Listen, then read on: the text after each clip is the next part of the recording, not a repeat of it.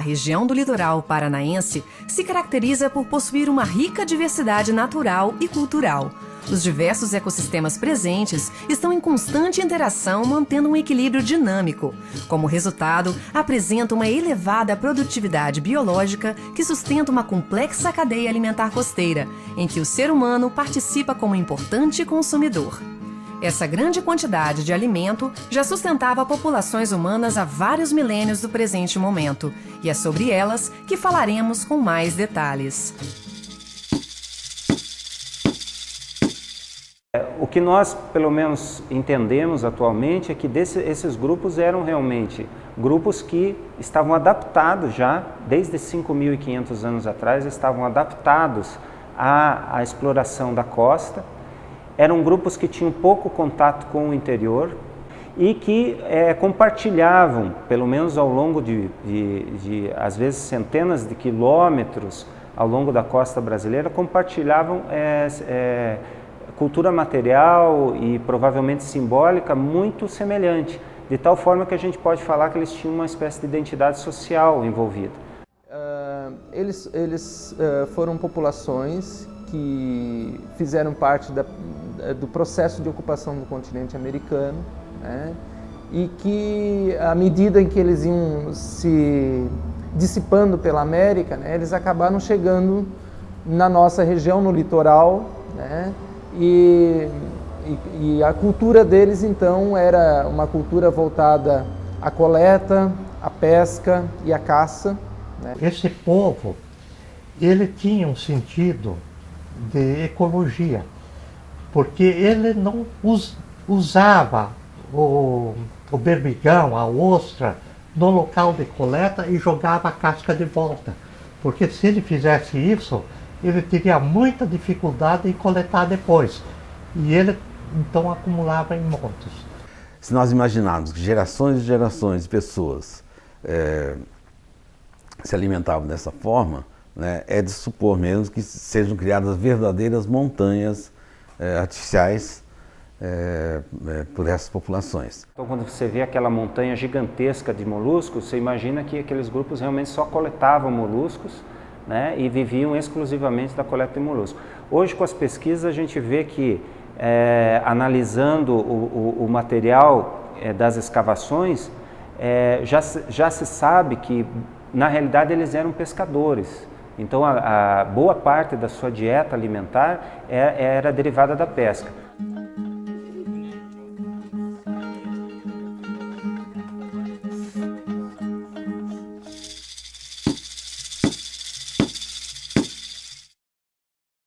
Essas montanhas de conchas encontradas ao longo do litoral brasileiro foram chamadas pelos tupis-guaranis de sambaquis. Sambaqui é uma palavra, são duas palavras indígenas, né? Sambaqui, né? Quer dizer monte de conchas, né? Que foi aportuguesado, apropriado por nós, né? E se tornou uma palavra sânscrita, quer dizer sambaqui, né? Que é justamente a ideia de que é um amontoado de conchas, né?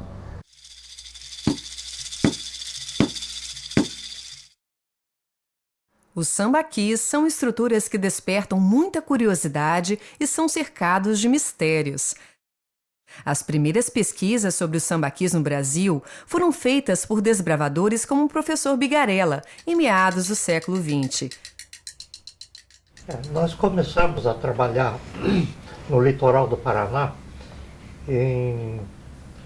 primeiro em 1944 com o Museu Paranaense. Acompanhei as excursões, Dr. Loureiro, Padre Moura, outras pessoas que vinham de fora para as excursões. O professor Bigarella, alguns anos atrás, fez uma pesquisa na cota número 5, quer dizer, na cota de 5 metros no litoral do Paraná. E nessa ocasião foi a primeira vez que a gente registrou um sambaqui, o sambaqui de Matinhos.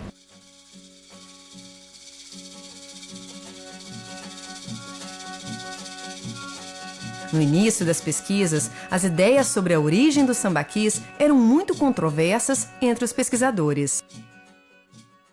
Existiam duas escolas de pensamentos que vinham do século XIX, né? Que os sambaquis eram produtos de redemoinhos ou do próprio dilúvio. Muitas pessoas dizem que isso aqui é o dilúvio, né? Foi o tempo do dilúvio que aconteceu isso, que fez essas montanhas de casca. Fiquei imaginando assim, né? Que se fosse para o ser humano fazer uma montanha daquela, era muita coisa, né? Eu pensei também no tempo do dilúvio, foi aquele aí uma parada de água, onde fez o redemoinho, como nós dizemos, assim, e aí juntou aquilo ali. E tinha os que defendiam a origem humana para os sambaquis. Com o passar das pesquisas, se verificou que o sambaqui praticamente inteiro é resultado da ação humana. Muitas evidências demonstram que esses grupos humanos, denominados de sambaquianos, residiam próximos e sobre os sambaquis. Ficou bem claro, logo no começo, a presença de grandes fogueiras dentro do sambaqui. Existem camadas calcinadas e restos de carvão. Eles iam colocando material em cima, né? Então, a estratigrafia do sambaqui mostra sequências de camadas de cinzas, né? Na medida que você escava os sambaquis do litoral, de cima para baixo, você tem vai se aprofundando no tempo, né? Evidentemente, as camadas superiores foram produzidas numa época mais próxima do presente. E as camadas mais inferiores, lá embaixo e tal, elas são, evidentemente, as mais antigas. E é interessante também que nessas camadas mais antigas se concentram as conchas maiores.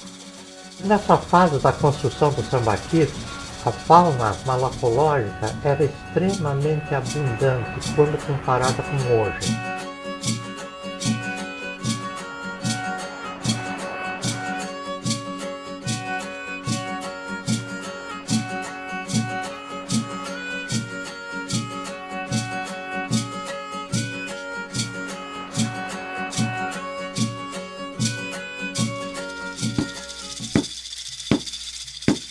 Que são peças extremamente elaboradas, né?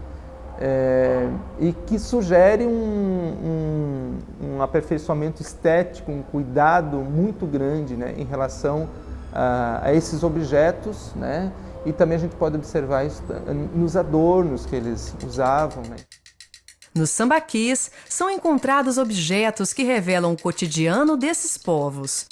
Os objetos talhados em ossos são denominados zoósteos. Um exemplar desse tipo, esculpido em osso de baleia, foi encontrado no sambaqui de Matinhos. Provavelmente pertencia a um bastão para rituais. Também peças muito interessantes de pedra, produto da arte do homem, né? Os chamados zoólitos, são objetos de pedra na forma de peixe, de tartaruga e tal. E são um design espetacular, assim, um desenho deles é muito bonito. E temos alguns olhos, eles cumprem uma função utilitária, né? Mas também são objetos de grande valor artístico.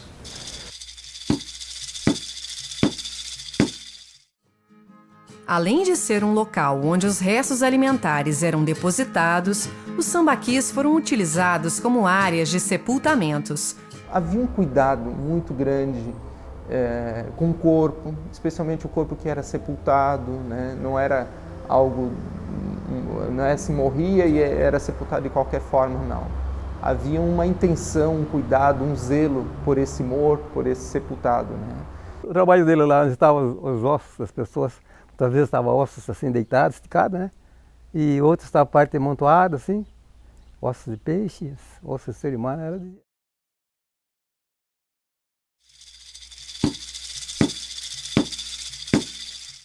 Assim, amontoados de concha a gente tem no mundo inteiro, né? No litoral do mundo inteiro, tem no Japão, na Noruega, no Canadá, no Peru, enfim, né?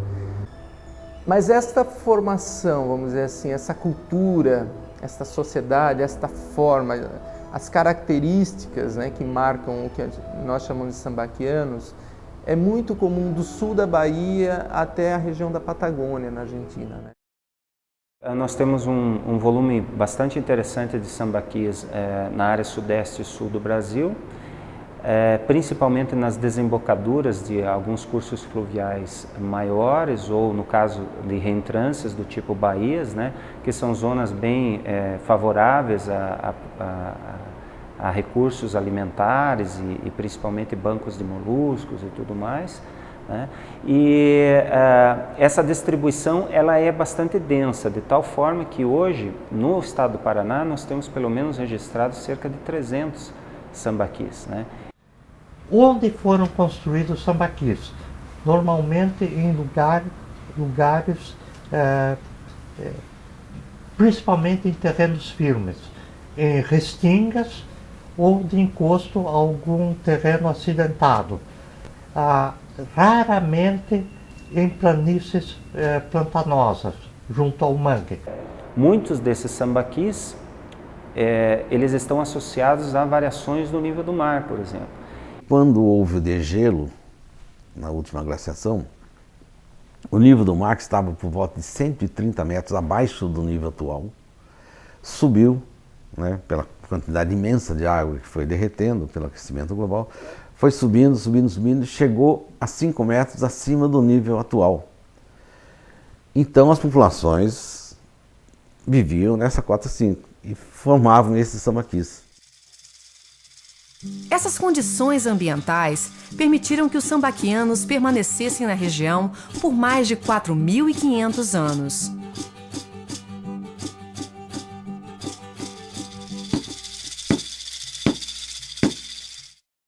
Para a área de Paranaguá, nós temos o sambaqui de Porto Maurício, que ele tem por volta de 6.500 anos atrás. O próprio Guaraguaçu também é considerado um sambaqui bastante antigo, na faixa, já foi colocado na faixa na ordem de 6.000 anos. Uma pesquisa que foi realizada na Ilha dos Ratos, em Guaratuba, na Baía de Guaratuba, revelou o que pode ser a datação mais recente que nós temos no Brasil para sambaquis, né, que foi da ordem de 1.500 anos atrás. A gente poderia referir 2 grandes períodos de construção de sambaqui. Vamos dar idades assim, mais ou menos médias, aproximadas, de 5.000 e 3.000 anos. A partir deste período, o sambaqui foi utilizado por outras culturas para diversos fins, e a evidência desses povos também pode ser observada nos sambaquis. No topo de muitos desses sambaquis, nós encontramos fragmentos cerâmicos, derivados de culturas associados a grupos linguísticos do tipo G e do tipo Tupi-Guarani.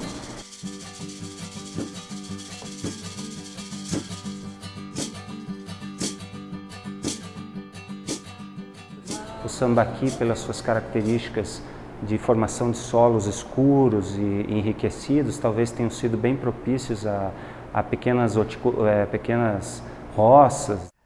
Por essa razão mesmo, sociedades que seguiram a sociedade do homem do sambaqui, também indígenas, se apropriaram desses espaços, e depois portugueses, colonizadores de origem europeia, ocuparam esses mesmos espaços. No momento da colonização, nós vamos ter o aproveitamento desses sítios para a produção de cal, porque no litoral nós não temos calcários, mármores, né? Então na fabricação, nas construções portuguesas, por exemplo, muitas delas, nós temos o uso muito grande do cal, derivado de conchas de sambaquis, como argamassa na cimentação dos alicerces de casas e tudo mais, na cimentação de blocos, né? Inicialmente ele era visto como uma jazida, né? Vamos dizer assim, acho que rendeu muitos recursos, né? Para se transformar em cal, o carbonato de cálcio, que é o material constituinte das ostras, das cascas de moluscos, não apenas de ostras, ele precisa atingir 800 graus centígrados para se transformar, daí em cal, né? Então faz bastante fogo, fica quase uma semana queimando e tal. Hoje existem outros tipos de forma, não se usa mais os sambaquis para produzir a cal, nem para pavimentar estradas. Com a expansão da ocupação do litoral paranaense, surgiu a necessidade da pavimentação das estradas. Para atender essa demanda, as conchas dos sambaquis foram utilizadas. Porque até a década de 40, 50, os departamentos estaduais de estrada de rodagem usavam o material dos sambaquis para pavimentar as estradas secundárias.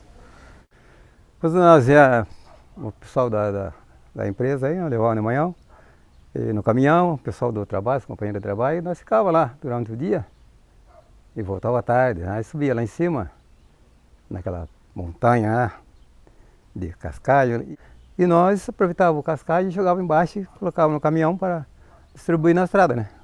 Pôr na estrada, lugar baixo, lugar de muita areia, então naquilo que servia de um cascalho para firmar o aterro.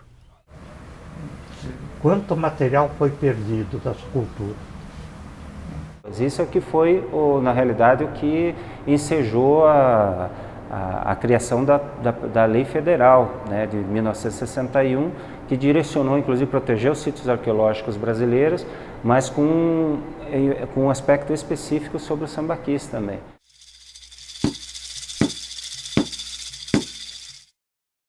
Atualmente, os sambaquis são destinados à pesquisa e conservação. O material retirado desses sítios arqueológicos é depositado em museus. O museu, e principalmente na atualidade, ele tem uma visão multifocada. Ele está trabalhando diretamente com as questões de pesquisa, com a questão de conservação, preservação, a parte educativa, a parte de educação patrimonial, do viés público realmente, da exposição. Por quê? Porque ele hoje é o receptáculo das pesquisas, né?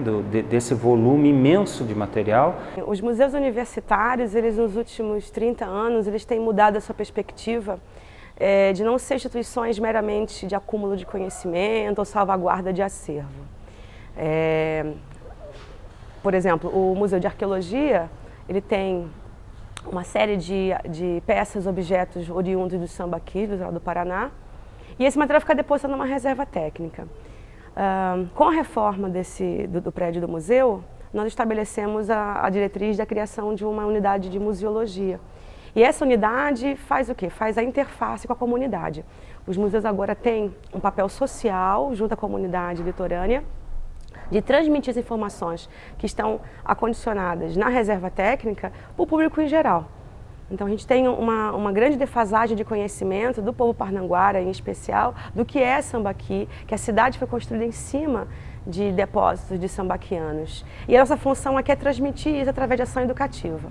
As escolas vêm, nós temos um grupo de monitores que faz a transmissão do conhecimento através do reconhecimento dos objetos que estão em exposição e também em oficinas didáticas, né? Nas oficinas didáticas nós trabalhamos em cima de caixinhas temáticas com objetos, conchas, artefatos, vindos de sambaqui, jogos, atividades lúdicas, para o estudante de ensino fundamental e médio fixar esse conhecimento e voltar para a escola com uma informação que ele normalmente não adquiria na educação formal. Quando o estudante vem no museu, ele tem um contato com a peça. Então nós fazemos digamos, nós engrossamos o caldo do conhecimento que ele viu de forma teórica na sala de aula, agora com uma visão prática. Quando ele manipula um objeto, um zólito, uma ponta de lança, quando ele tem contato com um fragmento de concha, ele consegue fazer a interpolação do conhecimento teórico que ele adquiriu na sala de aula, reforçando isso no museu e agora com uma atividade que ele pode tocar no material. Então o museu ele tem essa possibilidade de estar realmente trabalhando exposição, trabalhando aspecto de pesquisa, conservação e aspecto de gestão comunitária compartilhada também. Trazer a comunidade em torno, não só a escolar, para visitar o museu, para que essa popularização do tema sambaqui, ele se torne realmente algo que se extravase por toda a sociedade.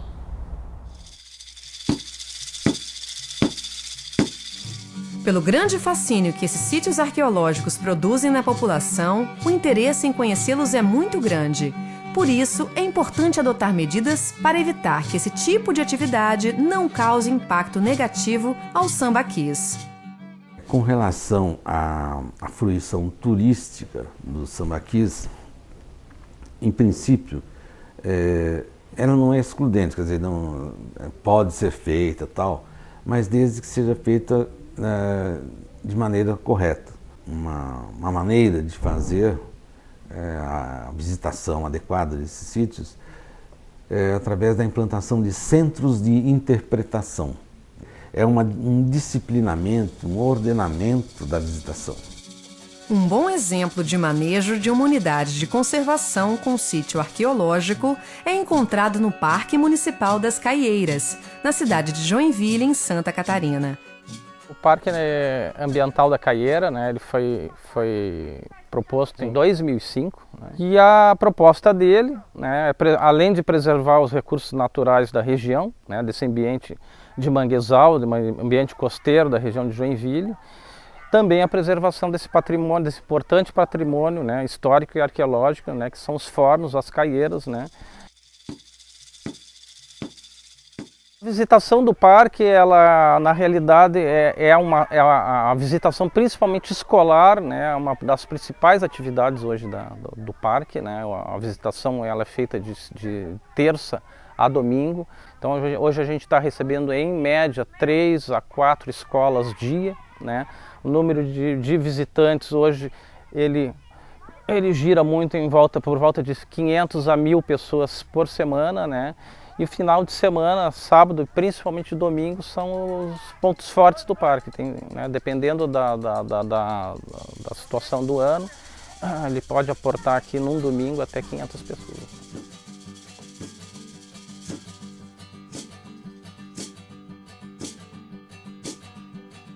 Se ele não preservasse, talvez hoje já nem existia mais. Tinha sido tudo destruído, né? E como é que a gente ia conhecer mais tarde? E assim a gente vai tendo conhecimento, os nossos filhos e outras pessoas que vêm depois, né, vão conhecer isso. Sambaqui, terra misturada com bibigão, concha, bibigão, ostra, todas essas coisas de fruto do mar. Como podemos ver, os sambaquis são um registro da nossa pré-história. É importante conhecê-los para preservá-los. Se você quiser saber mais sobre os sambaquis, informe-se no Museu de Arqueologia e Etnologia da Universidade Federal do Paraná, em Paranaguá, ou no Instituto do Patrimônio Histórico e Artístico Nacional, em Curitiba.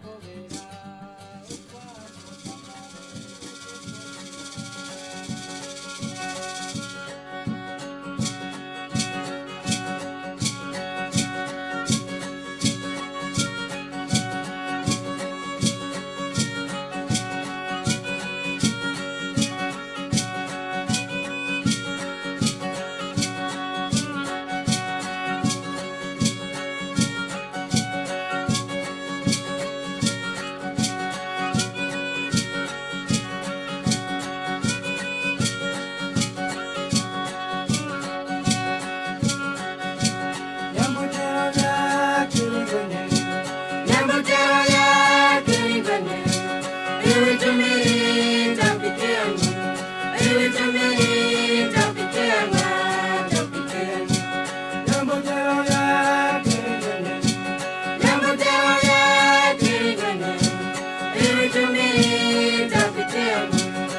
it to me.